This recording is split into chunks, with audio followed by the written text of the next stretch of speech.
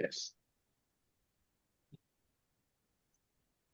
వసుదేవ సుతం సుతం దేవం దేవం వసాణూరమర్దనం కంసచానూరమర్దనం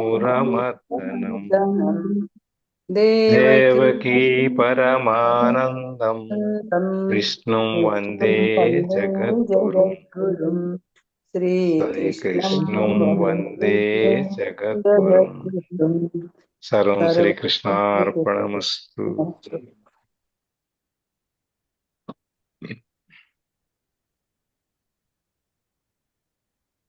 నిన్న మనం 3 శ్లోకాలు చూసాము. 3 శ్లోకాలు 17, 18, 19. అందులో 17 శ్లోకంలో ఇప్పుడు అంతకు ముందంతా మనకి ఎలా కూర్చోవాలి, ఎలా ఎలా ఏర్పాట్లు చేసుకోవాలి, తర్వాత ఆహారం ఎంత తీసుకోవాలి, ఏంటి ఇవన్నీ కొన్ని చెప్పుకుంటూ వచ్చారు.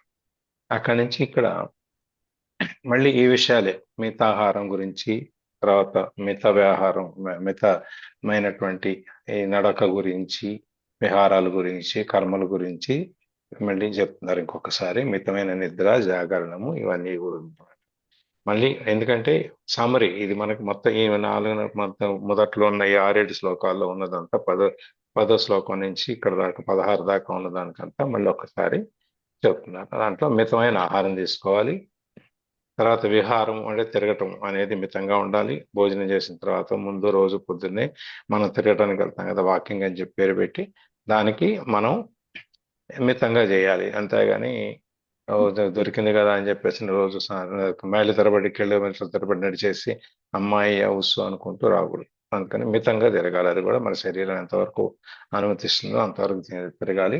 మితాహారం గురించి మన పొట్ట 4 భాగాలుగా చేస్తే 2 భాగాలు ఆహారాన్ని, ఒక భాగం నీళ్లు, ఒక భాగం గాలి, ఈ విధంగా ఖాళీ ఉంచుకోవాలి. తర్వాత కర్మల యందు కూడా మితమైన ప్రవర్తన. మనం చేసే కర్మలు కూడా మితంగా ఉండాలి. మన అవలేని ఏదో బియ్య బస్తా మోస్తాను అని చెప్పి మిటానికి వెళ్ళకూడదు.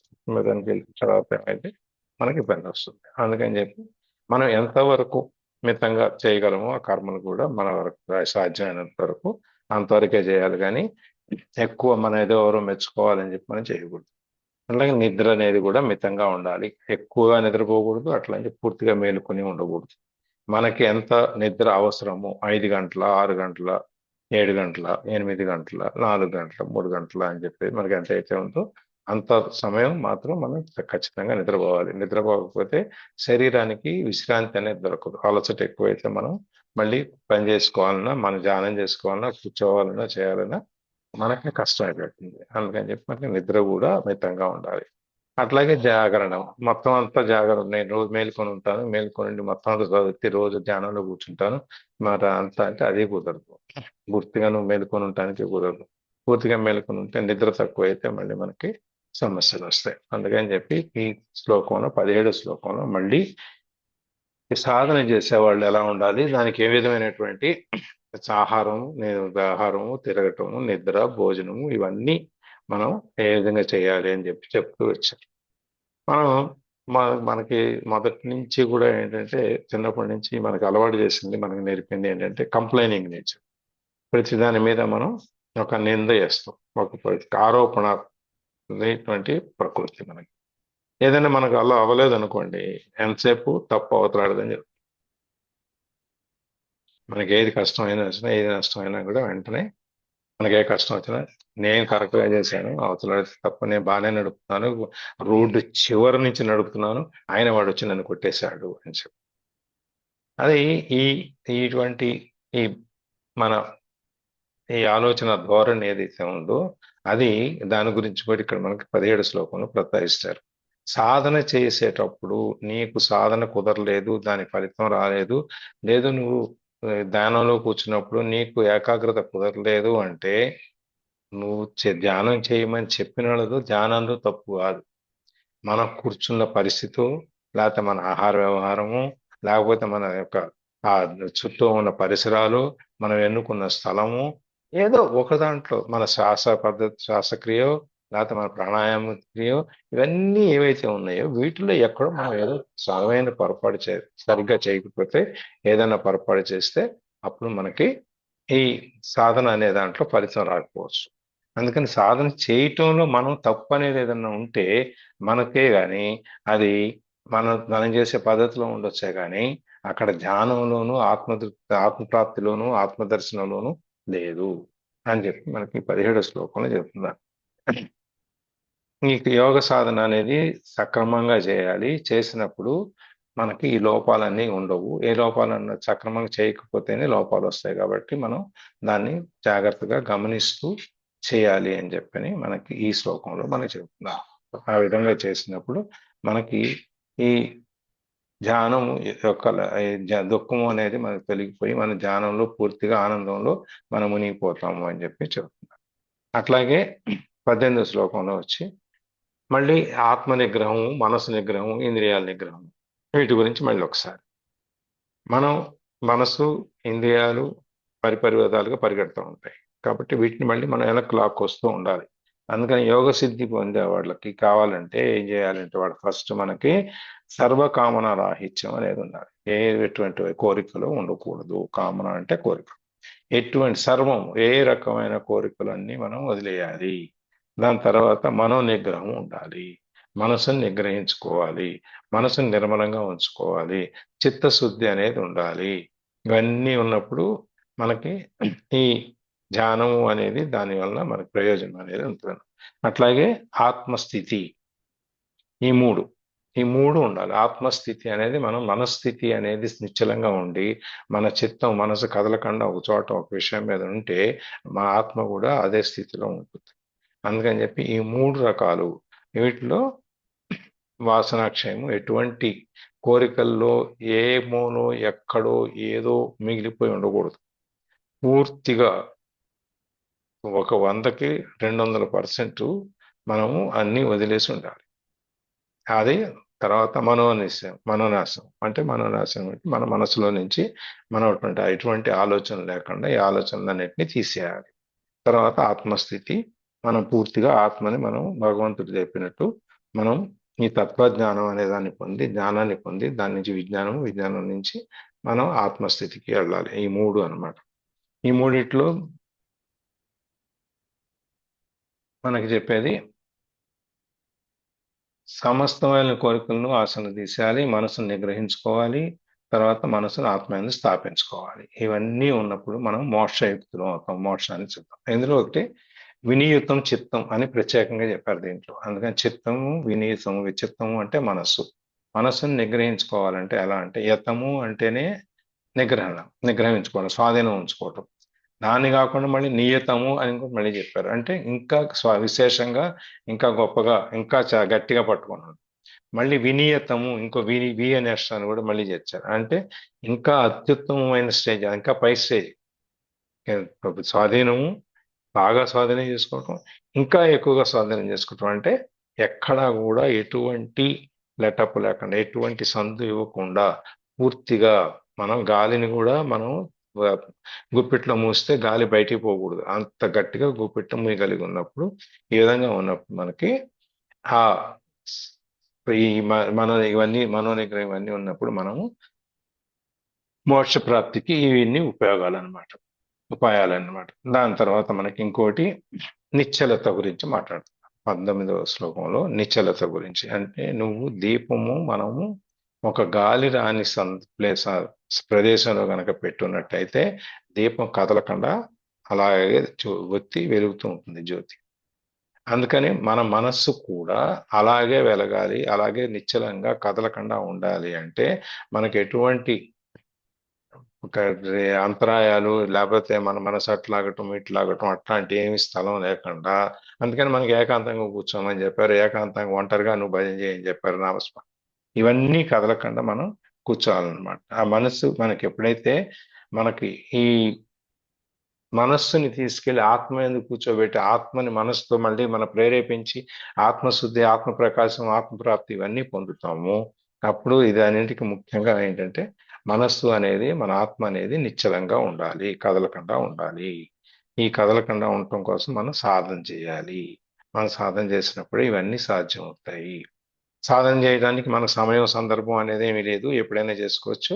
మనకు కాకపోతే ఒక నియమితమైనటువంటి సమయంలో మనము కూర్చుంటే దాని యొక్క ఫలితం వస్తుంది. లేకపోతే మనం ఈ కాసేపాకి చేద్దాం, లేకపోతే ఇప్పుడు ఈ పని ఉంది కదా, ఈ పని అయ్యాక చేద్దాం అని పోస్ట్ పోన్ చేసుకుంటే అనుకోండి, ఇక ఆ రోజంతా మనకి ఏదో ఒకటి అడ్డం వస్తూనే ఉంటుంది, మనం చేయలేం. అందుకని చెప్పి మనం సాధన అనేది మనకు ముఖ్యము. అది చేస్తూ ఒక రోజులో ఒక నియమితమైన సమయంలో మనం కూర్చొని చేసుకుంటే మిగిలిన సమయం అంతా ఆలోచన దాని గురించి మనం మననం చేసుకోవటం, దాని గురించి చెప్పుకోవటం, చదువుకోవటం చేస్తూ ఉండాలన్నమాట. అది నిశ్చలంగా ఉండాలి మనసు. మనసు నిశ్చలంగా ఉన్నప్పుడు మనకి ఈ దీపం ఎలా అయితే గాలి వీస్తే కదలకుండా, గాలి వీస్తే పోతుంది కదా, మన మనసు కూడా నిశ్చలత అనేది లేకపోతే మనకి మనం ఈ ఆడంబరాలు వెనకాల, లేకపోతే ఈ బాహ్యమైనటువంటి సుఖాలు వెనకాల ఇంద్రియ నిగ్రహం ఇవన్నీ లేకపోతే మనకు కూడా ఆ గాలిలో పెట్టిన దీపంలాగా మనం అయిపోతాం. అందుకని చెప్పి మనం నిశ్చలంగా ఉండాలి అని చెప్పి దాన్ని పోలిక మనకి దీపంతో పోల్చుతున్నారు, గాలిలో లేని దీపంతో. అందుకని మనసుని ఆత్మీయంగా ఉంచుకోవాలి. అది మనసు నిగ్రహింపబడి మన స్వాధీనంలో ఉన్నట్టయితే మనం ఆత్మీయంగా ఉంచుకోగలుగుతాం.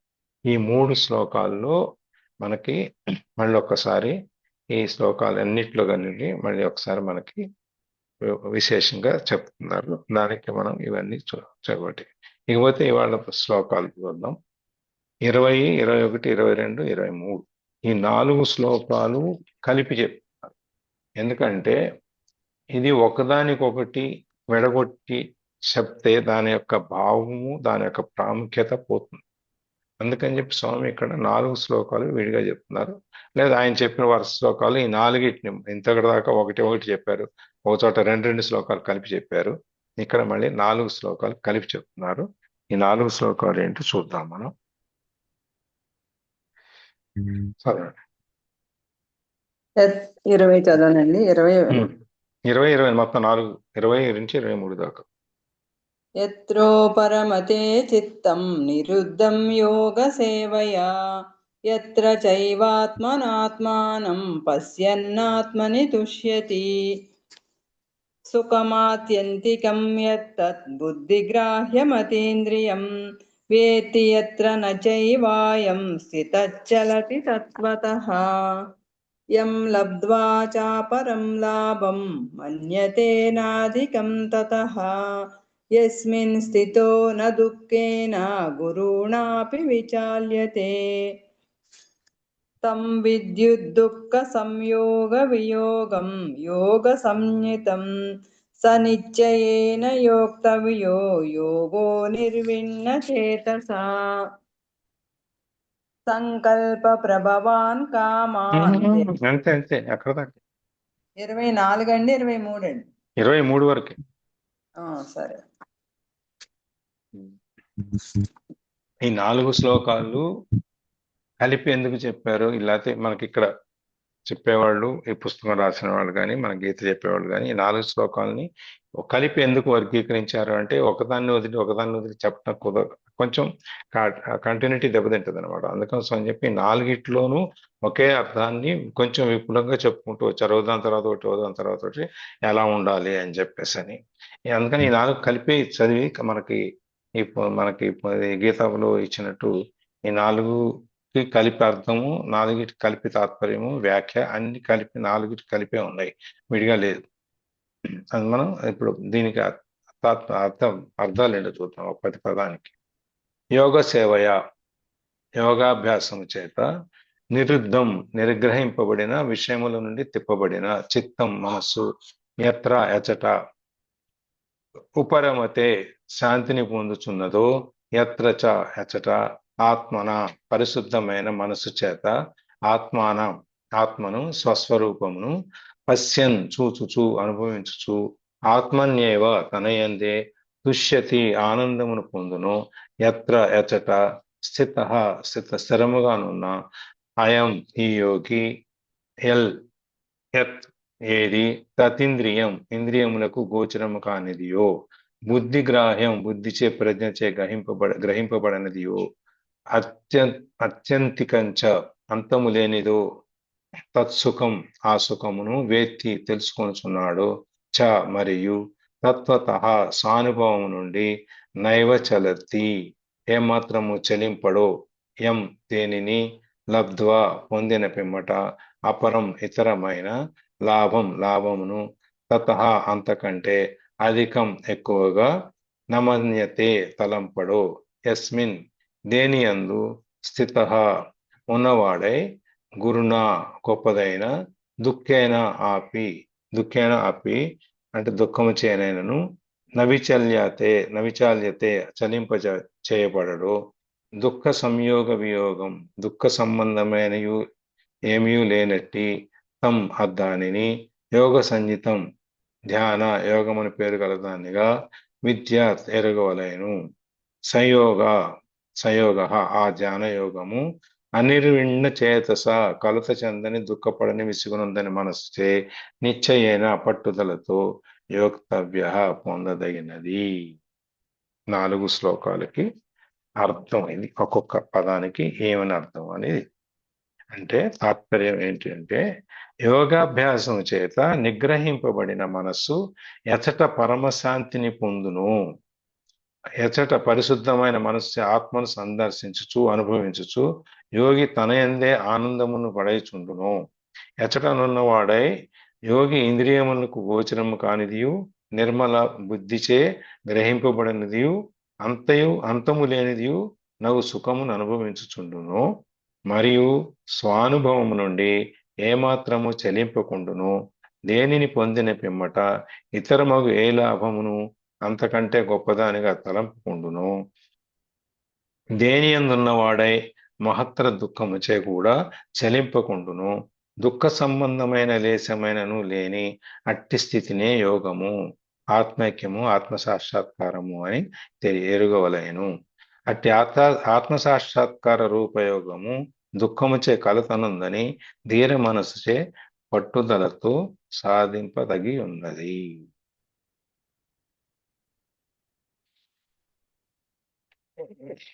ఈ యోగాభ్యాసంలో మనకి ఎన్నెన్ని లక్షణాలు, ఎన్నెన్ని ద్వారా మన యోగాన్ని మనం పొందుతాము, ఆత్మదర్శనాన్ని పొందుతాము. అంటే యోగి అని చెప్పాలి అంటే మనం ఎక్కడెక్కడ చలించకూడదు, ఏమేమిటో మన మీద ప్రభావం చూపకూడదు అనేది ఈ 4 శ్లోకాలు కొంచెం విపులంగా చెప్తున్నారు.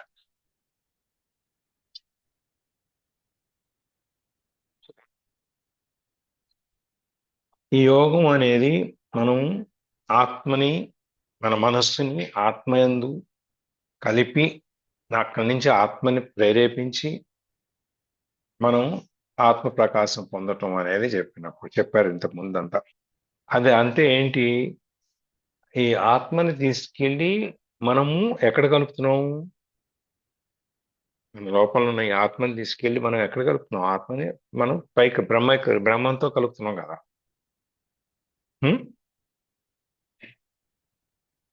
హలో, బ్రహ్మజ్ఞానం చెందాలి అని అనుకుంటున్నాను. ఈ ఆత్మని తీసుకెళ్ళి బ్రహ్మైక్య రూపంతో, అంటే బ్రహ్మస్వరూపంతో మనం ఆత్మని ఏకం చేస్తున్నాం తీసుకెళ్ళి.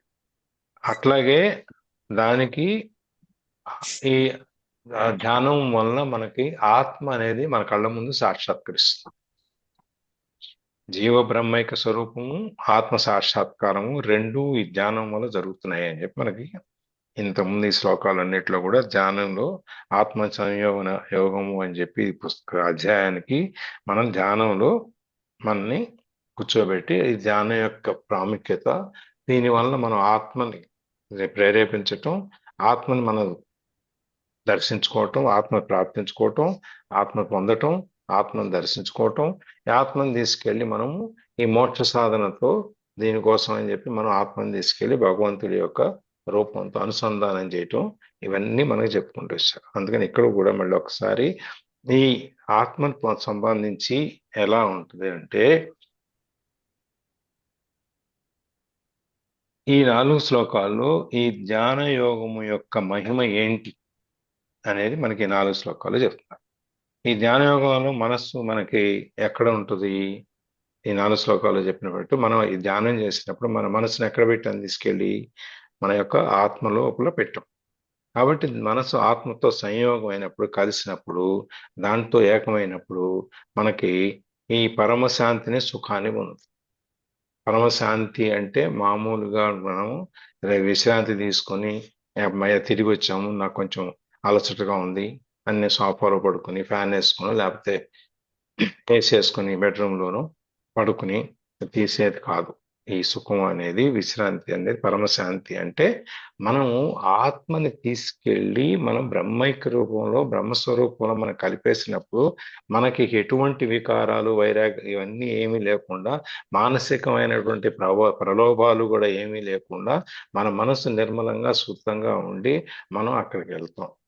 అది అందుకని చెప్పి మనకి అప్పుడు మనకి ఈ పరమశాంతి అనేది శాశ్వతమైన శాంతి. అది మనం మామూలుగా బయట నుంచి తీసుకునేది అశాశ్వతం కాదు. ఒక 10 నిమిషాలకు 20 నిమిషాలకు ఏదో పని వస్తుంది, పని వచ్చినప్పుడు మళ్ళీ లేచి వెళ్ళాలి. అందుకని అక్కడ మనకి ఆ శాంతి అనేది తాత్కాలికమైంది తప్ప పరమంగా శాశ్వతంగా ఉండేది కాదు. అందుకని ఈ ధ్యానం ద్వారా మనం ఎప్పుడైతే ఆత్మప్రాప్తిని పొందుతామో అప్పుడు మనకు లభించేటువంటి ఈ శాంతి పరమశాంతి అని చెప్పి అంటున్నాం.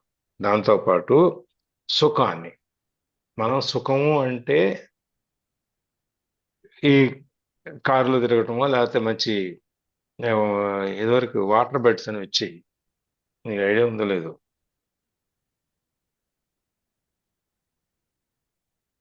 Water beds, air beds. వచ్చేయండి అప్పుడు. అదేంటంటే ఆ పరుపులో దూది నింపకుండా నీళ్లు నింపేవాడు. అవునండి. అట్లాగే గాలి, ఈ రెండిట్లో ఉండి. నేను గుంటూరులో ఒకసారి పెళ్లికి వచ్చాం. అప్పట్లో మన ఈ తెల్లాకులు జాలయ్య వాళ్ళు ఉన్నారు కదా గుంటూరు, వాళ్ళకి ఏమున్నాయి, టొబాకో కంపెనీస్ అవి ఉన్నాయి. వాళ్ళు గెస్ట్ హౌస్లు ఉంటాయి. మనం గుంటూరు వెళ్ళినప్పుడు ఎట్లయితే ఐటీసీ గెస్ట్ హౌస్, తర్వాత వీళ్ళ దీంట్లో ఉన్నాము, ఆ విధంగా అనమాట. ఆ గెస్ట్ హౌస్ లో మేము అక్కడ అప్పుడు ఆంధ్ర బ్యాంక్ ఏజిఎం ఒక ఆయన మాకు తెలిసిన ఆయన అంటే ఆ రీజియన్ లో వస్తుందని చెప్పి ఆ గెస్ట్ హౌస్ లో ఇచ్చారు మాకు.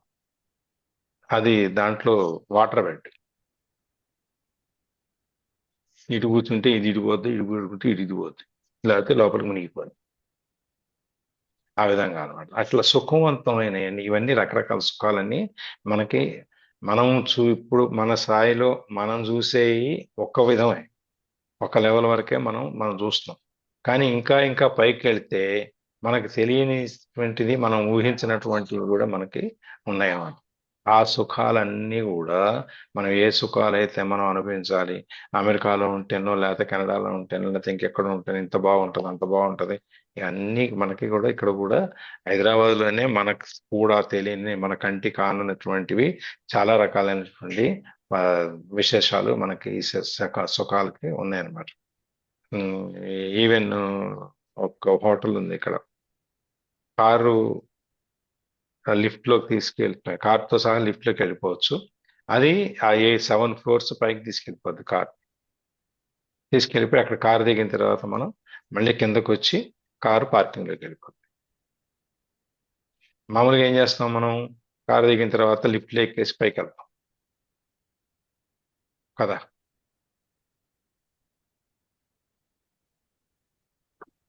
అవును సార్. మెట్లు ఎక్కెళ్తారు ఎవరన్నా లిఫ్ట్ లోనే వెళ్తారు కదా సార్. కదా. అట్లాగే ఇక్కడ కార్నే తీసుకెళ్ళిపోతారు లిఫ్ట్ లో పైకి. తీసుకెళ్ళిపోయి మనం లిఫ్ట్ అక్కడ మనం ఎట్లయితే గుమ్మం ముందు దిగుతామో ఆ విధంగా అక్కడ గుమ్మం ముందు ఆ హోటల్ ఎంట్రన్స్ లో దిగితే మళ్ళీ కారు కిందకు వచ్చేసి పార్కింగ్ లోకి తీసుకెళ్ళిపోతారు. ఆ విధంగా మీకు చెన్నై గురించి ఎంత ఐడియా ఉంది? చెన్నైలో ఎగ్మూర్ అని ఒక స్టేషన్ ఉంది. మన కాచిగూడ ఇవన్నీ ఎట్లుంటాయో అక్కడ ఎగ్మూర్ అని ఒక స్టేషన్ ఉంది, తెలుసా? విన్నారా? వినడమే, చూడడం లేదు కానీ నేను. అప్పుడు బ్రిటిష్ వాళ్ళు అక్కడ రైల్వే స్టేషన్ కట్టినప్పుడు కారు ప్లాట్ఫామ్ మీద ట్రైన్ భోగి వరకు వెళ్ళేట్టు కట్టారు.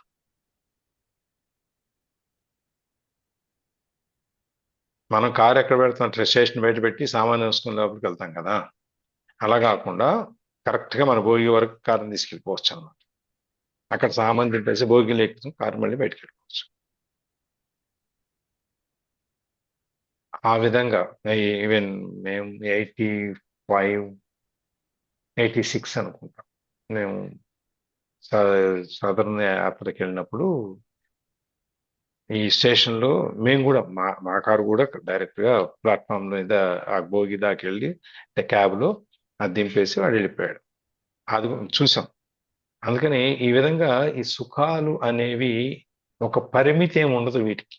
ఎవరి యొక్క సాధన బట్టి, ఎవరి యొక్క శక్తి సామర్థ్యాలు, డబ్బు వీటిని బట్టి వాళ్ళు నిర్మించుకుంటూ పోతారు. కానీ ఇవన్నీ కూడా శాశ్వతమైనవా? కాదు కదా. దీంట్లో ఒకవేళ మనం పెట్టిన ఈ లిఫ్ట్ లేకపోతే ఈ ఈ ఇటువంటి ప్లాట్ఫామ్లు ఇవన్నీ ఇక్కడ మెగా ఇంజనీరింగ్ కృష్ణారెడ్డి గారు పిపి రెడ్డి గారిది ఇల్లు ఉంది, గ్లాస్ హౌస్ అంటారు దాన్ని. మొత్తం గ్లాస్ తో కట్టారు. లోపలంతా సిమెంట్ పిల్లర్స్ అన్ని వేసి పైనుంచి మొత్తం కవరేజ్ అంతా గ్లాస్ కవర్.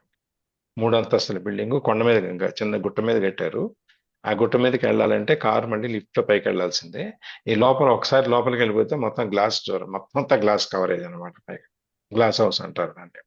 ఈ విధంగా ఒక్కొక్కళ్ళు ఒక్కొక్క వాళ్ళ శక్తి సామర్థ్యాలు బట్టి వాళ్ళు ఎంత శ్రద్ధ చేసుకున్నా కూడా ఇవన్నీ అశాశ్వతం. లేదండి బిల్డింగ్ ఉంటుంది, బిల్డింగ్ శాశ్వతం, 100 ఏళ్ళు ఉంటుంది, 2 ఏళ్ళు ఉంటుంది. కరెక్టే, 100 ఏళ్ళు, 200 ఏళ్ళు, 150 ఏళ్ళు ఉంటుంది. నువ్వు శాశ్వతం ఏమన్నా? మనం శాశ్వతం కాదు కదా.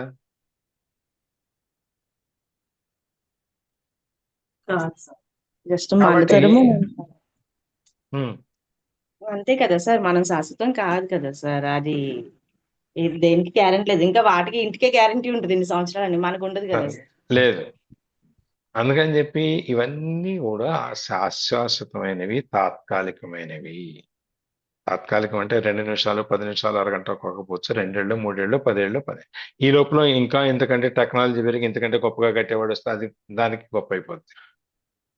అందుకని దీనికి కూడా ఇది అల్టిమేట్, ఇది దీనికంటే ఇక మించేది లేదు అని చెప్పడానికి మనకి ఇక్కడ లేదు. కానీ ఆత్మ దర్శనం చేసుకుని ఆత్మప్రాప్తి తర్వాత మనకు వచ్చే సుఖం ఏదైతే ఉందో దానికి ఎటువంటి పరిమితులు లేవు. ఎందుకంటే ఆత్మ శాశ్వతం. ఇక్కడ కాకపోతే ఎక్కడో మొత్తం మీద ఆత్మ అయితే ఉంటుంది. ఆత్మ శాశ్వతం. ఈ ఆత్మని మనం ఇన్ని చేసినప్పుడు ధ్యానం చేసి మోక్ష సాధనకు వచ్చి ముముక్షులం అయిపోయి మనం మోక్ష సాధన చేసి ఆత్మ దర్శనం చేసుకున్నప్పుడు అంటే ఆత్మ దర్శనం అంటే భగవద్ దర్శనం అని అంటున్నాం. కాబట్టి మనకి పునర్జన్మ అది ఉండదు. కాబట్టి మనకి ఈ ఆత్మ అనేది శాశ్వతమైంది. మనకి అక్కడ పొందేటువంటి సంతోషం, సుఖం ఏదైతే ఉందో అది కూడా శాశ్వతమైంది.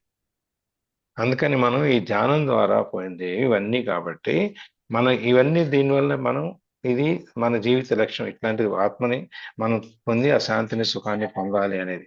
దానికి కారణం ఎట్లా అవుద్ది, ఏ విధంగా అవుద్ది అంటే నిగ్రహింపబడిన మనస్సు. నిగ్రహంతో ఉన్న మన మనస్సు వల్లనే మనము ఆ లక్ష్యాన్ని చేరగలుగుతాం. అంటే మళ్ళీ విషయం మనం ఇవాళ వదిలేసాము, అంతా బాగానే ఉంది, మళ్ళీ ఎక్కడో ఏదో వస్తే స్వామి ఒక్కసారికి నన్ను మన్నించి నేను మళ్ళీ అది ఆనందించేసి సంతోషించి దాన్ని అనుభవించి వచ్చేస్తాను అని చెప్పి ఆ స్వీట్ తింటానుకో ఇంకో దానికి పరిగెట్టాం అనుకో, చాలా బాగుంది, 7 స్టార్ హోటల్లో పెట్టారు, ఇది బాగుంటుంది, మళ్ళీ నేను ఎట్లాంటి హోటల్కి వస్తాను రాను, ఇక్కడ వచ్చా కాబట్టి అవకాశాన్ని తీసుకుంటాను, స్వామి ఒక్కసారికి నన్ను మన్నించండి అని చెప్పేసి మనం ఒకసారి వెళ్ళాం అనుకోండి, ఇంద్రియ నిగ్రహాన్ని వదిలేసి అప్పుడు ఏమవుద్ది, మళ్ళీ ఇంకోసారి మళ్ళీ ఇంకోసారి మళ్ళీ ఇంకోసారి ఇదే పని చేస్తాం. చివరికి ఈ ఇంద్రియ నిగ్రహం, మనో నిగ్రహం ఇవి ఏవైతే మనం అనుకుంటున్నామో అవన్నీ ఆత్మ కూడా శాశ్వతం కాదు కదా సార్. ఎందుకు కాదు? ఎట్లాగా శాశ్వతం సార్? మనం ఉన్నంత వరకే మనతో ఉంటది ఆత్మ. మళ్ళీ తర్వాత తర్వాత ఉండేది లేదు మనకు తెలియదు కదా సార్. అందుకనే కాకపోతే ఆత్మ ఏంటంటే అనేది కాకపోతే ప్రస్తుతం అంతే. ఇప్పుడు లిఫ్ట్ ఉంది, అది శాశ్వతం అవునో కాదో తెలియదు, ఎక్కలేము, అవసరానికి ఉంది, మెట్లెక్కి లిఫ్ట్ ఎక్కి వెళ్ళిపోతాం అంతే. అట్లాగే ఆత్మలో మనం మనసు పొందే అనుభూతి మనం ఉన్నంత వరకు మనకు శాశ్వతం, అంతేగాని ఆత్మ మనకు తెలియదు కదా సార్. ఏది మనకు తెలియదు, మనం పోయిన తర్వాత ఏం జరుగుతుంది అనేది మనకు తెలియదుగా. ఆహా, ఆత్మ శాశ్వతం ఇప్పుడు కాదు మీరు అంటున్నాను నేను. అదే నేను నేను చెప్పేది అదే. వరకే కదా నా ఆత్మ ఉండేది, తర్వాత ఉండేది ఉండదు నాకు తెలియదు కదా సార్. మీకు తెలియక్కర్లేదు. మీకు ఎందుకంటే ఇప్పుడు మీరు లిఫ్ట్ అనే చెప్పారు కదా, మీరు లిఫ్ట్ అవును, ఎక్కారు, మీరు దిగేసి వెళ్ళిపోయారు అంతే అంతే.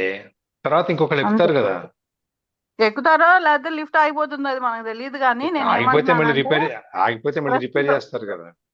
ప్రస్తుతము మనము ఫీల్ అవుతాం చూడండి, అది మన మనసులో శాశ్వతం అంతే, మనం ఉన్నంత వరకు అది కూడా.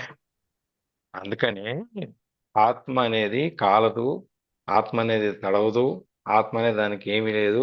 అది ఎక్కడైనా మన అందుకని మనము అనుభవించేది అంటే ఇక్కడ మనకు చెప్పేది, శాస్త్రం చెప్పేది ఏంటంటే ఈ ఆత్మ అనేది శాశ్వతము. ఇక్కడ ఈ శరీరం అనేది అశాశ్వతము, టెంపరీ. ఈ శరీరంలో ఇప్పుడు ఉంది, ఇక్కడి నుంచి ఈ శరీరాన్ని విడిచేసి ఆత్మ ఇంకో శరీరంలోకి వెళ్ళిపోతుంది, ఇంకో జన్మ తీసుకునేటప్పుడు. అందుకని ఈ ఆత్మ అనేది ఎప్పుడు ప్రయాణం చేస్తూనే ఉంటుంది. ఆత్మకనే మనం ఎక్కడా కూడా ఈ ఆత్మ నశించటం అనేది ఉండదు. శరీరం అనేది మనకి ఈ కండరాలు, ఎముకలు, చర్మము వీటన్నిటితో నిర్మింపబడింది. వీటికి వచ్చే లిమిటేషన్ అనేది, ఒక హద్దు అనేది ఉంది, ఒక పరిమితి అనేది ఉంది, ఒక వయసు అనేది ఉంది. కానీ ఈ ఆత్మ అనే దానికి ఎక్కడా లేదు. అందుకని శాస్త్రం చెప్పేది మనం వచ్చే జన్మలు ఎలా పుడతాము అనే దాని గురించి కూడా మనకు తెలియదు. కానీ మనం చేసిన కర్మలను బట్టి, పుణ్యకర్మలు, పాపకర్మలు ఏదైనా కానీ మన యొక్క జీవనం, నెక్స్ట్ జీవనం అనేది ఇప్పుడు మనం మోక్ష సాధన ప్రయత్నం చేస్తున్నాం కాబట్టి మనకి పునర్జన్మ అనేది ఉండదు అనుకుంటున్నాం మనం. ఒకవేళ మనం చేసే సాధన సరిపోలేదు, లేకపోతే చేయని వాళ్ళు ఉన్నారనుకోండి, వాళ్ళు కూడా మనం ఈ జన్మలో ఎటువంటి కార్యాలు అయితే చేశామో, కర్మలు అయితే చేశామో దాని యొక్క ఫలితాన్ని మీద వచ్చే జన్మలోకి వెళ్తాం. ఇప్పుడు మరి కర్మ అనేదాన్ని, ఫలితం అనేదాన్ని మీరు నమ్మితే ఆత్మ అనేదాన్ని కూడా నమ్మాలి.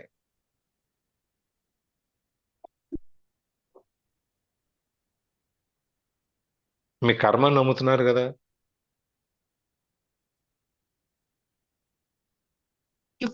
ఇప్పుడు అనేది శాశ్వతం అని నమ్ముతున్నాను సార్. ప్రెసెంట్ ఇప్పుడు అనేది ఇప్పుడు ఇప్పుడు అనేది ఇప్పుడు అనేది శాశ్వతం కాదు. మళ్ళీ ఈ నెక్స్ట్ క్షణం మన ఇది కాదుగా, ఉండదుగా. వచ్చే జన్మ ఉంటుందో లేదో మనకు అసలు తెలియదు సార్. తెలీదు. అందుకని చెప్పేది ఇప్పుడు మీరు అందుకని మీరు కర్మల్ని నమ్మితే మీరు దాన్ని కూడా నమ్మాల్సి వస్తుంది అంటున్నా. ఓకే. మీరు కర్మలని మనం నగరగా చేస్తే మనం అనుకుంటాం కదా, ఏ జన్మలో చేసిన పాపం ఇప్పుడు అనుభవిస్తున్నాం మనం అంతే, క్యాజువల్ గా అనుకుంటాం. అనుకుంటాం కదా. అందుకని ఎప్పుడైతే మనం అలా అనుకుంటున్నామో ఈ ఆత్మ అనేది కూడా అదే విధంగా వస్తుంది. అందుకని ఆత్మ ప్రయాణం అనేది జరుగుతూనే ఉంటుంది. అందుకని మనం ఈ rest in peace, soul in peace ఏవో చెప్తుంటాం కదా. మనం ఎవరిని పోయినప్పుడు the soul rest in peace అని చెప్పేది చెప్తుంటాం అంట మనం రకరకాల రెస్ట్ ఇన్ పీస్ అని చెప్పి.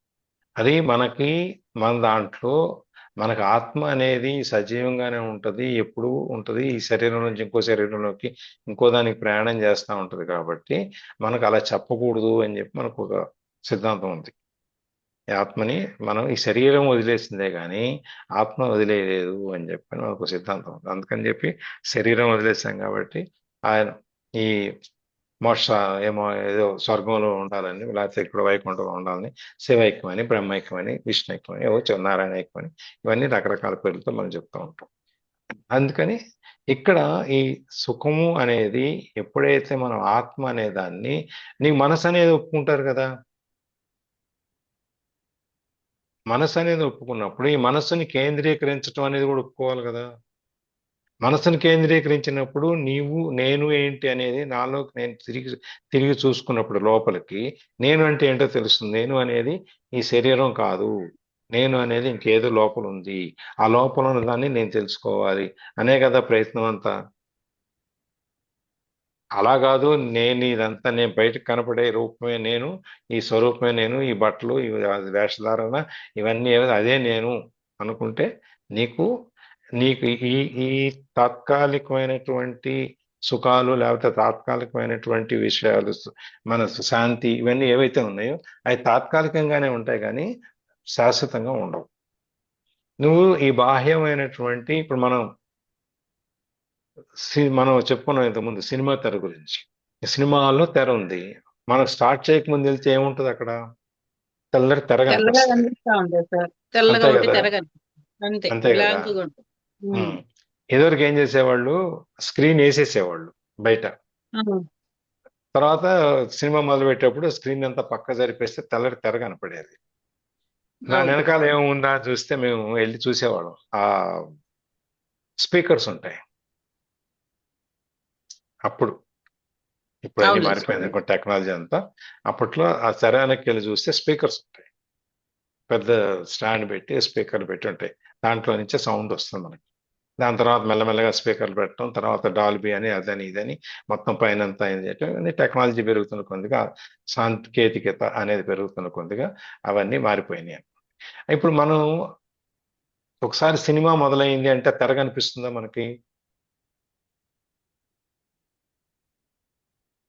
తెలుపు కనిపిస్తుందా? సినిమానే కనబడు పిక్చర్ ఆ బొమ్మలు సినిమానే కనపడతాయి కనబడుతుంది. దాని మీద, ఆ తెర కనపడదు. మన మనస్సు కూడా ఆ తెర లాంటిది. ఎప్పుడైతే మనం ఈ మనస్సుని మనం ఈ ఇంద్రియాల వైపు లేకపోతే మన అలవాట్లు అన్ని ఒక్కొక్కటి, చిన్నప్పుడు మన మనసు ఆ సినిమా తెరలాగానే ఉంటుంది, తెల్లగా చంటిగా బిడ్డలుగా ఉన్నప్పుడు ఏడాదిన్నర 2 ఏళ్ళ వరకు వచ్చేంత వరకు కూడా. దాని తర్వాత మెల్లమెల్లగా మనం విషయాలని వాళ్ళ మైండ్లోకి జొప్పిస్తూ ఉంటాం, తోస్తూ ఉంటాం. ఆ తోసినప్పుడు ఏమవుతుంది, వాళ్ళ మైండ్ కూడా వాళ్ళ ఆ బ్రెయిన్స్ వాషింగ్ అనేది ఉంటుంది కదా, దాంతో వాళ్ళు కూడా ఆ శుద్ధంగా ఆలోచించేది మానేసి, మనం ఏ ఐడియాలజీ అయితే, మనం ఏ సిద్ధాంతాలు అయితే వాళ్ళ బుర్రలో పెడతామో వాళ్ళు ఆ విధంగా ఆలోచించడం మొదలు పెడతారు. అప్పుడు అదేంటి, ఆ బొమ్మలు కనపడేది తెర. సినిమా అయిపోయింది, మళ్ళీ ఆ తెల్లటి తెరే ఉంటుంది. మనం కూడా అంతే. ఈ సినిమా అనేది మన ఈ ఐహికమైనటువంటి బయట చూసేది 30 ఏళ్ళు, 40 ఏళ్ళు, 50 ఏళ్ళు, 60 ఏళ్ళు, 5 ఏళ్ళు, వాట్ ఎవర్ ఇట్ ఈస్, మన బతికేంత కాలం మనం చూసేది ఆ సినిమా లాంటిది. అది అయిపోయిన తర్వాత, సినిమా అయిపోతే ఇదంతా మనకు కూడా, ఇది అయిపోయినప్పుడు ఈ సమయం మనది అయిపోయినప్పుడు మనం కూడా వెళ్ళిపోతాం. కానీ తెర అలాగే ఉంది. అట్లా అందుకు మన ఈ మనస్సు అనేది, సంతోషం అనేది, ఆత్మ అనేది ఆ తెర లాంటిది, ఎప్పుడూ ఉంటుంది. సినిమాలు, కొత్త కొత్త సినిమాలు, ఆ సినిమా అయిపోతే ఇంకో సినిమా వస్తే, ఇంకో సినిమా వస్తే, ఇంకో సినిమా వస్తే, ఆ సినిమాలు నడుస్తూనే ఉంటాయి. మనకి ఎక్కడా కూడా ఎటువంటి ఇబ్బంది లేకుండా. అందుకని మనం మనస్సు అనేది, మన ఆత్మ అనేది ఆ తెర లాంటిది. రకరకాల జీవితాలు మనం ఎన్నో జన్మలు మనం ఎత్తాం, కోట్ల జన్మలు ఎత్తాం. కోట్ల జన్మలో మనం ఎన్నెన్నో చేసాం, అవన్నీ మనకు తెలియదు. తెలియకపోయినా, అందుకనే స్వామి మొదట్లో ఏం చెప్పారు, కృష్ణుడు అర్జునుడికి చెప్పినప్పుడు, నువ్వెన్నో జన్మలు ఎత్తావు, నీకు పూర్వజన్మల జ్ఞానం లేదు, నేను కూడా ఎన్నో జన్మలు, ఎన్నో అవతారాలు ఎత్తాను, కానీ నాకు పూర్వజన్మల జ్ఞానం ఉంది. అందువల్ల నువ్వేంటి ఇంతకు ముందు, ఇప్పుడేంటి, రాబోయే జన్మలు నువ్వేంటి అనేది నాకు తెలుస్తుంది, నీకు తెలియదని ఈ సందేహాలు వస్తాయని చెప్పని ఆయన అక్కడ ఆల్రెడీ చెప్పేశారు మనకి ఇంతకు ముందు. ఎక్కడ 4వ శ్లోకంలో అనుకుంటా, 4వ అధ్యాయంలోనూ 3వ అధ్యాయంలోనూ మనకు అది వచ్చింది. నువ్వు, నీకు ఈ జన్మ ఇది భగవద్గీత చెప్పడం గురించి సూర్యుడికి ఆయన చెప్పి, సూర్యుడి దగ్గర నుంచి మునీంద్రులకు వచ్చి, మునుల దగ్గర నుంచి మన కింద దాకా వచ్చింది అంటే, సూర్యుడు అనేవాడు పర్మనెంట్ కదా, ఎన్నో తరాల నుంచి, ఎన్నో యుగాల నుంచి సూర్యుడు అలాగే ఉన్నాడు కదా, నువ్వు ఎలా చెప్పావు ఆయనకైనా ఒక ప్రశ్న వచ్చింది మనకి ఇక్కడ. అర్జునుడు ఆ ప్రశ్న వేశాడు. అంటే అర్జునుడి కోసం కాకపోయినా మన కోసమైనా ఇది ఇట్లాంటి సందర్భం వస్తుందని చెప్పేసా మనకు ఆ ప్రశ్న వచ్చింది. అప్పుడు కృష్ణ భగవాన్ చెప్తారు, నేను సూర్యుడికి చెప్పాను, సూర్యుడి దగ్గర నుంచి ఇన్ని వచ్చినాయి, ఇన్ని జన్మలు నేను ఎత్తాను, ఇన్ని అవతారాలు ఎత్తాను నేను. మనకి 10 అవతారాలు అంటే 10 కాదు కదా, ఒక కృతయుగంలోనే ఆయన అవతారాలు ఎన్నో ఉన్నాయి, ఎన్నో సందర్భాలు. అట్లాగే మిగిలిన యుగాలన్నింటిలో కూడా ఒక్కొక్క యుగానికి ఒక్కొక్క రకంగా ఇవన్నీ నేను ఎత్తాను. దానివల్ల నాకు, నేను సర్వం నేనే అవటం వలన, ఈ జగత్తంతా నేనే అవటం వలన, నాకు ఎవరెవరు ఏమేం చేస్తున్నారు, అందరూ నాలోనే ఉంటారు కాబట్టి, నేనే సంరక్షకుడిని కాబట్టి నాకు తెలుసు, నువ్వు మానవ మాతృడివి, నువ్వు నరుడివి కాబట్టి నీకు ఈ జన్మలో నుంచే నీకు తెలుస్తుంది, కానీ ముందు జన్మల యొక్క ఫలితం ఏంటనేది నీకు తెలియదు. దానివల్ల నీకు ఈ సందేహం నీకు రావటం సహజం. నువ్వేంటి ఈ జన్మలో నాతో పాటే కదా పుట్టావు, నువ్వు మనందరం కలిసే ఉన్నాం కదా, నువ్వు ఎప్పుడో సూర్యుడికి చెప్పడం ఎలా సాధ్యం అనేది నువ్వు అలా ఆలోచించుకో. ఈ జగత్ అంతా నాదే, మొత్తం అంతా మీరు జన్మలు తీసుకుంటారు కానీ నేను తీసుకోను. అందుకని చెప్పి నేను ఇటువంటిది ఇదంతా నాకు తెలుస్తుంది, ముందు జన్మలు ఏముంది, తర్వాత జన్మలు ఏముంది అనేది అని చెప్పి స్వామి అందుకని ఈ సందేహం రాకుండా ఆత్మ అనే దాని గురించి, మనకి దర్శనం అనే దాని గురించి, మోక్ష ప్రాప్తి అనే దాని గురించి అక్కడే చెప్పుకుంటూ వచ్చారు మనకు ముందు. అందుకనే పునాది అక్కడ పడిపోయింది, మన పునాది రాయి. మనం ఏ విధంగా మనం ఉంటామో మనకు ఎలా తెలుస్తుంది, మనకి ఎందుకు తెలియదు అనే దాని గురించి అన్నమాట. కాబట్టి మనం మళ్ళీ వెనక్కి వచ్చేద్దాం మన సబ్జెక్ట్లోకి. ఈ నిగ్రహింపబడిన మనస్సే మనకి ఈ ఆత్మతో లయం అయిపోద్ది, కలిసిపోద్ది అనమాట. అందుకంటే ఈ వాసన విషయముల నుంచి మనకి బయటకు వచ్చి ఈ వాసన రహితం ఎటువంటి దాని యొక్క ప్రభావం మన మీద లేకుండా యోగా మనకు మనస్సే, అటువంటి ప్రభావం లేని మనస్సే మనకు ఆత్మైక్యాన్ని పొందుకుంటుంది, ఆత్మలో ఐక్యమైపోతుంది. ఎప్పుడు నీ మనస్సు నిర్మలంగా ఉన్నప్పుడు, నీ చిత్తం శుద్ధంగా ఉన్నప్పుడు, నువ్వు ఎటువంటి మాలిన్యమైన ఆలోచనలు లేనప్పుడు, ఇవన్నీ ఉన్నప్పుడు, నువ్వు నీ ఆత్మ శుద్ధమైనప్పుడు నీకు ఈ యోగ మనస్సు శుద్ధంగా ఉన్నప్పుడు మనస్సు ఆత్మతో కలిసిపోద్ది అనమాట. అందుకని ఇది ఈ మనస్సుని నిగ్రహించడం ఎట్లా అంటే యోగాభ్యాసం చేత, సాధన చేత మనస్సుని మనము నిగ్రహించుకోవచ్చు. మనస్సు నిరుద్ధమగును అంటే ఎటువంటి యుద్ధాలు లేకుండా, ఎటువంటి భావాలు లేకుండా మనస్సు అనేది యోగ సాధన ద్వారా, ధ్యానం ద్వారా మనం మనస్సుని నిర్మలంగా, శుద్ధి చేసుకోవచ్చు అని చెప్తున్నారు అన్నమాట. అందుకని మనం యోగ సేవ అని చెప్పి చేస్తాం. యోగ సేవ అంటే యోగాన్ని మనం ఆచరించటం, యోగాన్ని మనం అనుభవించటం, లేకపోతే మనం అభ్యాసం చేయటం.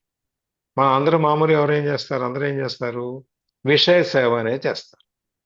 విషయాల వెనకాల పరిగెడుతూ ఉంటారు మామూలు సరి పరిస్థితుల్లో. కానీ మనము తెలిసిన వాళ్ళగా, జ్ఞానంగా ఉన్న వాళ్ళగా, మనం నేర్చుకున్న వాళ్ళగా మనం ఏం చేయాలి, యోగ సేవ అనేది చేయాలి. యోగం వెనకాల వెళ్ళాలి. ఈ యోగాభ్యాసాలు, ధ్యానాలు ఏవైతే ఉన్నాయో దాంతో వెళ్ళి మనం విషయం తెలిసిన వాళ్ళగా మనం దాంతో మన మనసుని కలిపి ఇంద్రియాల నిగ్రహాలను చేసుకొని, మన మనసుని నిగ్రహించుకొని, మన మనసుని తీసుకెళ్లి ఆత్మలో కూర్చోబెట్టి ఆత్మని మనం దర్శనం చేసి మన ఆత్మ ద్వారా ఆత్మ సంయోగము అనేది మనం చేసుకోవాలన్నమాట. అందుకని ఇక్కడ మనం యోగ సేవ చేయాలి, విషయ సేవ చేయకూడదు. విషయ సేవ చేసేవాళ్ళు అజ్ఞానులు, యోగ సేవ చేసేవాళ్ళు విజ్ఞానులు అని చెప్పి మనకి ఇక్కడ చెప్తున్నారు అనమాట. అందుకని ఈ విషయ సేవ అనేది ఏదైతే ఉందో మనం చిన్నప్పటి నుంచి నేర్చుకుని మొదలుపెట్టింది, ఇదే ప్రపంచం, ఇదే జీవితం అని, దాని నుంచి ఆ విషయ సేవ నుంచి మనం యోగ సేవకి మనం మరలించుకోవాలి, మార్చుకోవాలి, తిప్పుకోవాలి. సుకన్య, కాబట్టి అది చేసినప్పుడే, ఆ విధంగా మార్చినప్పుడే ఈ జీవుడు అనేవాడు మనకి ఈ కడ తీర్చడం జరుగుతుంది. జీవుడు అనేవాడు మన ఆకారం అక్కడికి అవతారం ముగించుకోవడం జరుగుతుంది అనమాట. అందుకని మనం విషయాల వెనకాల పరిగెత్తకుండా మనం ఈ ఆత్మ ధ్యానము, మనశ్శాంతి, మనస్సు, వీటన్నిటి మనం తెలుసుకొని వాటి వెనకాల వెళ్ళాలి అని చెప్పేసి. ఇట్లాంటి యోగాభ్యాసం వలన జీవుడు ఈ యోగాభ్యాసం చేయటం వలన ఈ జీవుడి యొక్క మనస్సు ఏదైతే ఉందో అది పరిశుద్ధం అవుతుంది. మనస్సు శుద్ధమే కాదు, పరిశుద్ధం అవుతుంది. అంటే ఇంకా బాగా ఎటువంటి మాలిన్యం, మన వైట్ పేపర్ మీద ఓ పెన్సిల్తో మూల ఎక్కడో చిన్న చుక్క పెట్టినా కూడా మనం అక్కడికి వెళ్తాం. అందుకని చెప్పి అది కూడా లేకుండా పూర్తిగా వైట్ పేపర్ ఎట్లా తెల్లటి కాగితం ఎలా ఉంటుందో, అప్పుడే నేను ప్యాకెట్లో నుంచి తీసి చూసిన కాగితం ఎలా ఉంటుందో ఆ విధంగా మన మనస్సు, మన అంతరంగము, మన లోపల ఇవన్నీ కూడా చూస్తే మనం అప్పుడు ఆత్మని మనం చూడగలుగుతాం. ఆత్మ అనే దానికి ఆకారం లేదు కదా.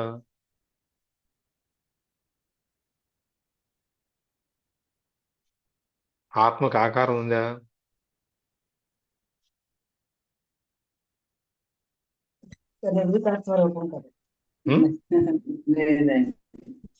లేదు, ఆత్మకి ఎటువంటి ఆకారం లేదు. మరి ఎట్లా చూస్తారు?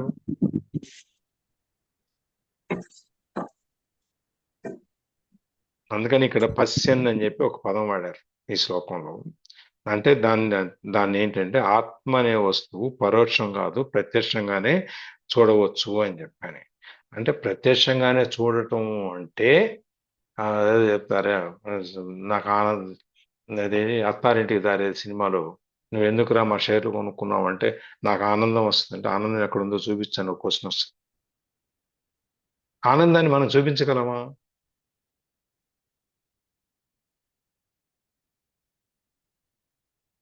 ఆనందాన్ని మనం చూపించగలమా? చూపిస్తున్నాం కదా సార్, నవ్వుతున్నాము, సంతోషంగా మాట్లాడుతున్నాం కదా సార్, అదే చూపిస్తే ఆనందమే కదా. ఫీల్ అవ్వగలం. సంతోషం అది. ఆనందాన్ని మనము అనుభూతి చెందుతాం, దాన్ని అనుభవిస్తాం. అంతేగాని ఆనందం అంటే ఇలా ఉంటది అని చెప్పి ఒక బొమ్మ గీసి చూపించలేం. ఆనందం అంటే ఈ రూపంలో ఉంటది అని చెప్పి మనం చెప్పలేం. ఆనందాన్ని నువ్వు ఏ విధంగా అనుభూతి చెందుతున్నావో అనుభవిస్తున్నావో అదే అన్నమాట. అందుకని ఆనందాన్ని ప్రత్యక్షంగా చూడటం అంటే అనుభవించటం. ప్రత్యక్షంగా అనుభవించడాన్ని మనం ఆనందాన్ని అనుభవించడాన్ని మాట మనం కూడా ఇంతే దర్శించబోతాం. కదా సార్, మాట కూడా, మాటకి కూడా ఆకారం లేదు కదా సార్. లేదు కదా, మాటకేంటి, గాలికి కూడా లేదు, నీళ్ళకి కూడా లేదు. అవును.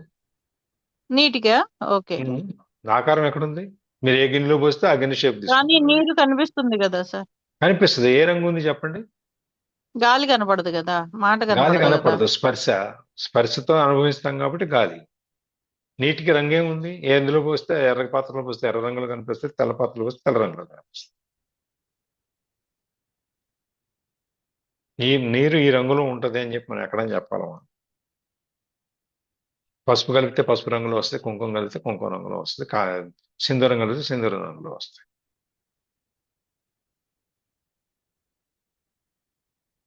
అందుకే ఇవన్నీ కూడా ఇప్పుడు నిప్పు ఉంది, అగ్ని ఉంది. అగ్ని గాలి ఎటు వీస్తే అది అటు ఇటు తిరుగుతూ ఉంటుంది. దానికి ఒక నిలకడగా మనం ఈ దీపం జ్యోతి వత్తి వెలిగించి దీపాన్ని నిలబెట్టినట్టు మనం హోమంలో వాటిలో ఉన్న అగ్ని జ్వాల ఏదైతే ఉందో దాన్ని నిలబెట్టగలమా?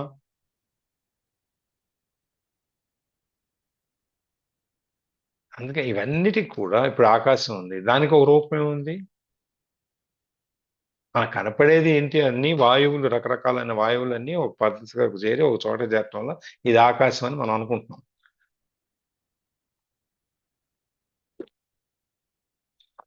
భూమి ఉంది, భూమి మీద దానికి ఉన్న లక్షణాలు ఎన్ని ఉన్నాయి?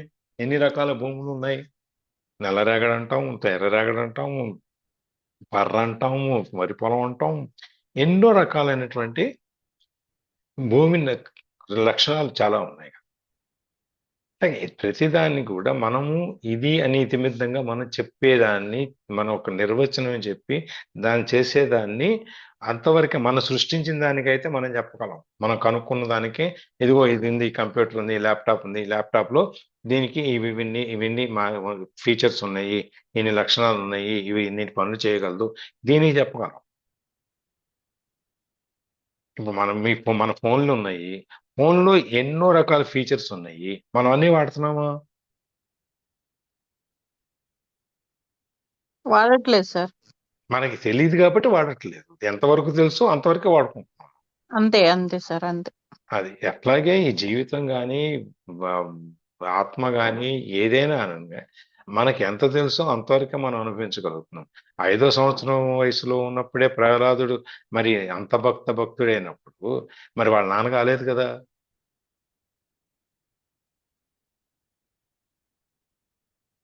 రావణుడు విభీషణుడు ఇద్దరు ఒక చోటే ఉన్నా కానీ విభీషణుడు మనస్తత్వం వేరు, వ్యక్తిత్వం వేరు, రావణుడి వ్యక్తిత్వం వేరు. దుర్యోధనుడు, ధర్మరాజు, వీళ్ళు కౌరవులు, పాండవులు ఒకే గురువుల దగ్గర నేర్చుకొని ఒకే కుటుంబంలో ఉండి ఒకే ఇంట్లో ఉండి ఇన్ని చేసినా కూడా వాళ్ళ వ్యక్తిత్వాలు వేరు. అందరూ ఒకలాగే ఉండి ఇన్ని కథలు జరిగేవి కాదు కదా సార్. కాదు కదా, మనం అసలు భగవద్గీత వచ్చేది కాదు కదా. అందుకని ఇవి మనం అనుభవించటం, ప్రత్యక్షంగా మనము అనుభవించటం ద్వారానే మనం తెలుసుకోగలం. కానీ దీనికి నిర్దిష్టంగా ఈ ఆకారము ఇట్లుంది ఇట్లుంది అని చెప్పలేం. ఇప్పుడు భగవంతుడి ఆకారం అంటే ఏంటి మనం చెప్తాం? భగవంతుని ఏ ఆకారంలో మనం పోల్చగలం? వెంకటేశ్వర దగ్గరికి వెళ్తే ఆయన ఒక ఆకారంలో ఉంటారు.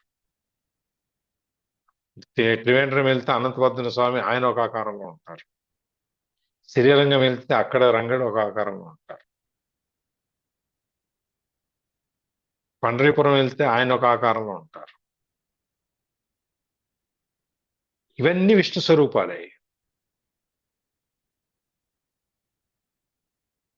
కదా.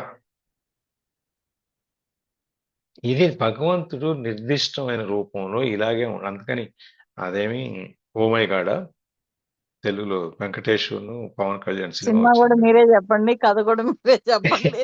మాకు అసలు మెమరీ లేదు. సినిమాలన్నీ మేము చూస్తున్నాం కానీ మీరే సస్పెన్స్ లో పెట్టమని చెప్పండి మీరు. పవన్ ఓకే కళ్యాణ్ కాదా అంట. మీరేం గోవింద గోవింద చెప్పదలుచుకున్నారు? ఆ సినిమా తెలియదు, మాకు ఏం తెలియదు. గోవింద గోవింద చెప్పండి. గోవింద గోవింద గోవింద అంటే హిందీలో ఓ మై గాడ్. హిందీలో ఓ మై గాడ్. ఓకే, ఇక్కడ ఆయన ఏం చెప్తాడు, నువ్వు దేవుడు ఏంటి, నువ్వేంటి పైజమాను కుర్తా వేసుకుని ఉన్నావు, నువ్వు దేవుడు ఏంటి అని అడుగుతాడు. అంటే మనకి దేవుడు అంటే ఏ ఆకారంలో ఉంటాడని ఒక మనసులో ఒక ముద్ర అయిపోయింది. వెంకటేశ్వర స్వామి అంటే ఇంత పెద్ద కిరీటము, పెద్ద దండలు, కాసుల పేర్లు, నగలు, అర్షాలు, అమ్మవార్ల స్వరూపాలు, ఇవన్నీ ఏవో రకరకాలుగా చెయ్యి ఇలా ఒకటి ఇలా ఒకటి ఇలా పెట్టి రకరకాలుగా మనం చూస్తాం. కాబట్టి వెంకటేశ్వర స్వామి అనగానే అలా మనం యొక్క నిర్దిష్టమైన రూపం అనేది దేనికి లేదు. ఆత్మ కూడా అంతే. దాన్ని నువ్వు అనుభవంలో తెలుసుకోగలవే తప్ప నువ్వు నిర్దిష్టంగా బ్లాక్ బోర్డు మీద గీసి ఇలా ఉంటది అని చెప్పి నువ్వు చెప్ప.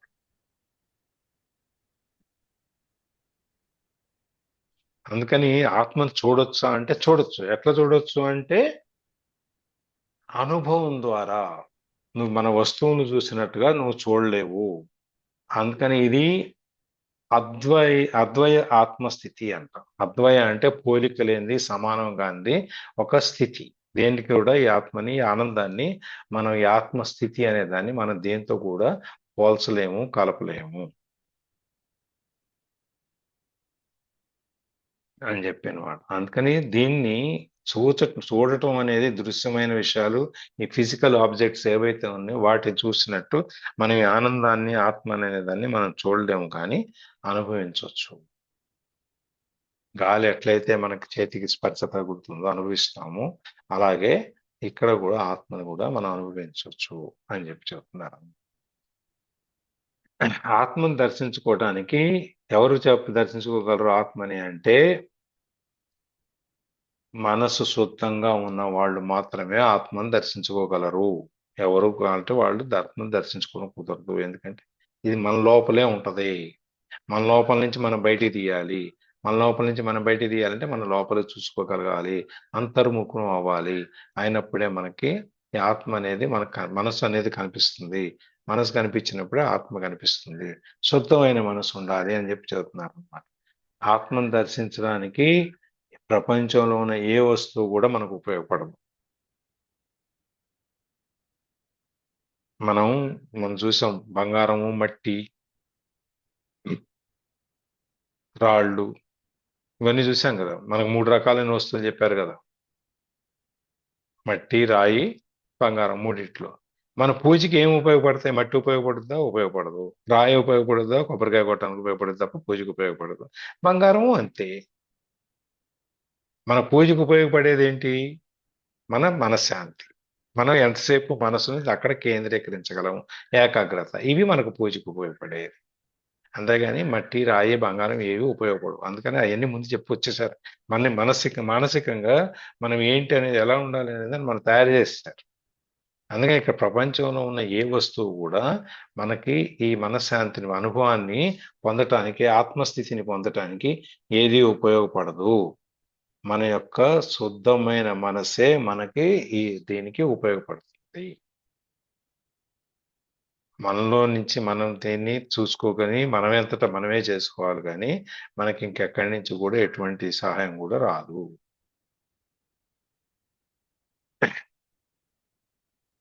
ఇక్కడ అయితే ఇప్పుడు మీకు వచ్చిన సందేహం వచ్చినట్టు ఇక్కడ కూడా మళ్ళీ చెప్పండి రైత. లాస్ట్ లో సాంగ్ పెడదాం సార్, అది మనని మనం చూసుకోమని చెప్తాను. మంచి సాంగ్ కదా సార్, లాస్ట్ లో 2 minutes ప్లే చేయించాలని చెప్తున్నానండి. ఏ సాంగ్? గోపాల గోపాల నీది అంతా మనమే ఉంటాం, దేవుడు ఎక్కడ ఉండి మనలోనే ఉంటాడని చెప్తారు కదా సార్ సాంగ్ లోను.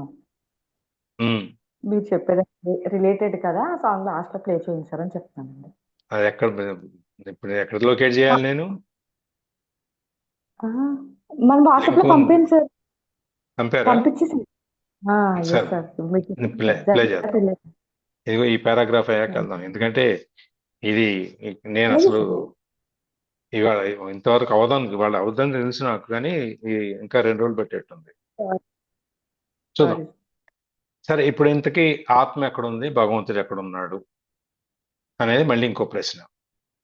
ఎందుకంటే ఆత్మని మనం అనుభవించాలంటున్నాము, దర్శించుకోవాలంటే అనుభవించటమే దర్శించుకోవటం అని చెప్తున్నాం. సరే, ఎక్కడున్నాడు భగవంతుడు అనేవాడు? ఎక్కడున్నాడు అంటే ఆత్మ అనేది ఎక్కడుంది? మన లోపలే ఉంది. భగవంతుడు ఎక్కడున్నాడు? మన లోపలే ఉన్నాడు. మనం ఎక్కడికి వెళ్తే చూస్తున్నాం భగవంతుడి కోసం? ఎక్కడెక్కడో తిరుగుతున్నాం. అందుకని భగవంతుడిని ఎక్కడ దాక్కోవాలని అడిగితే వాళ్ళ ఇంట్లోకి వెళ్ళి వాళ్ళ మనసులోనే దాక్కో, నిన్ను వాళ్ళు బయటంతా ఎతుకుతారు, లోపల ఎత్తుక్కోరు మనుషులు. అందుకని చెప్పి నీకు సేఫెస్ట్ ప్లేస్, అతి సురక్షితమైన స్థలం వాళ్ళ మనస్సు, అక్కడికి వెళ్ళి దాక్కో అని చెప్తారు. అందుకని భగవంతుడు కూడా ఎక్కడో లేడు, మన లోపలే ఉన్నాడు. ఆత్మ కూడా మన లోపలే ఉంది. అన్ని మన లోపలే ఉన్నాయి, మన పక్కనే ఉన్నాయి, మనతోనే ఉన్నాయి.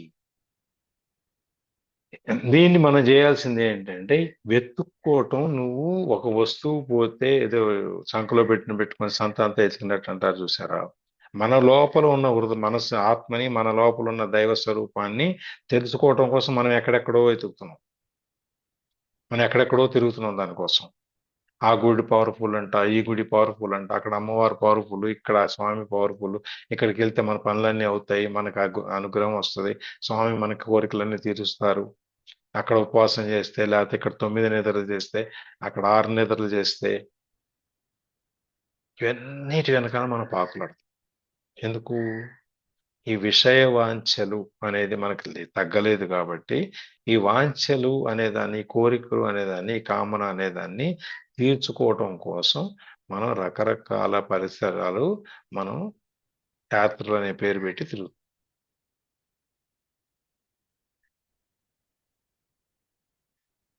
నీ లోపల ఉన్నటువంటి నీ మనస్సుని, నీ ఆత్మని నువ్వు చూడలేవు. నీ లోపల ఉన్న దేవుడిని నువ్వు చూడలేవు. నువ్వు ఎక్కడికో నైమిసారణ్యంలో వెళ్ళి కూర్చొని నువ్వు దేవుడిని చూస్తావా?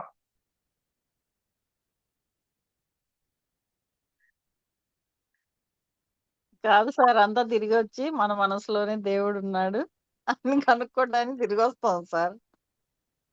అంతే.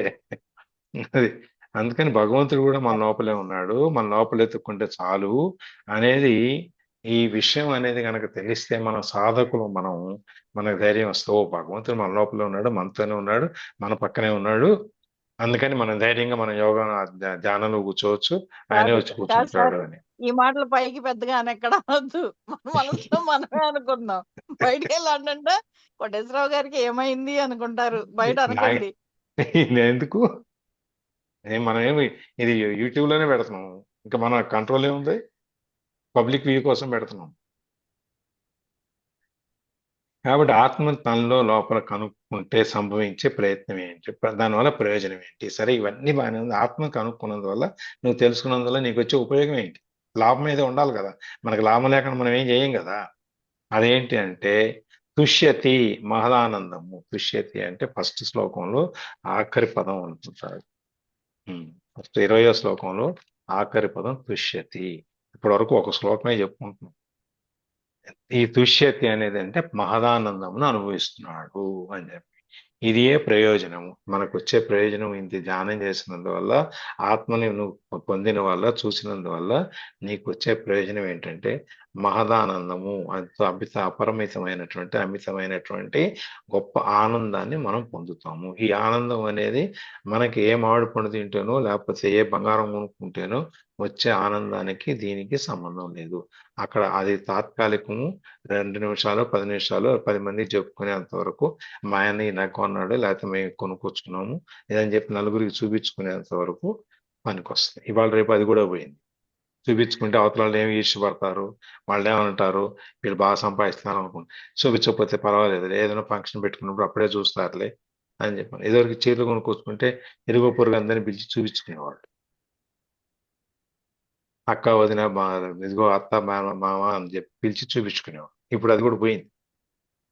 చూపించిన దగ్గర నుంచి వీళ్ళు డిజైన్ చూసి, ఇదేంటి ఈ కలర్ పెట్టావు, ఈ డిజైన్ పెట్టావు, ఇది ఇట్లా ఉంటే బాగుండేది, అట్లా ఉంటే బాగుండేది, వంకలు పెడుతున్నారు అని చెప్పి చూపించట్లేదు.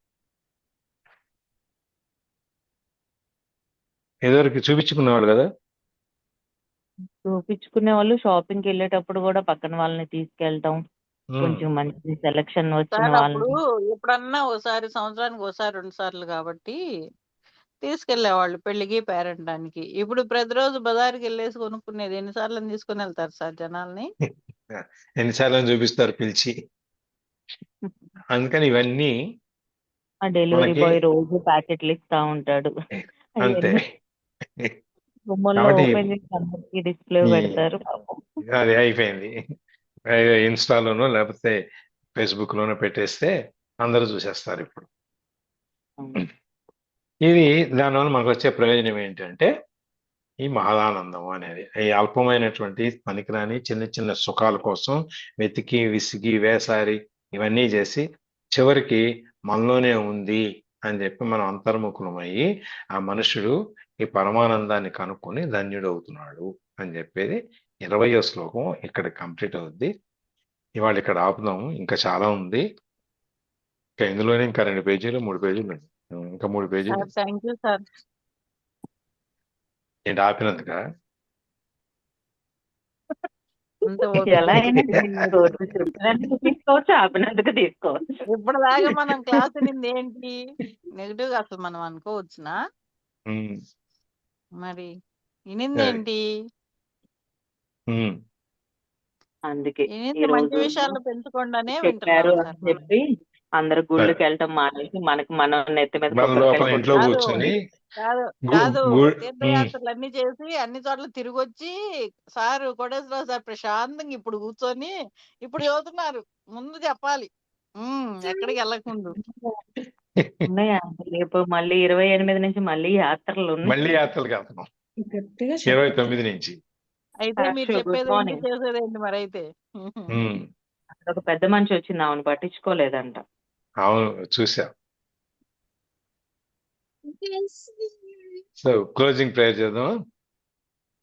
1 minute వెయిట్ చేయవచ్చు. భవానీ గారు, ధనలక్ష్మి గారు, క్లోజింగ్ ప్రేయర్.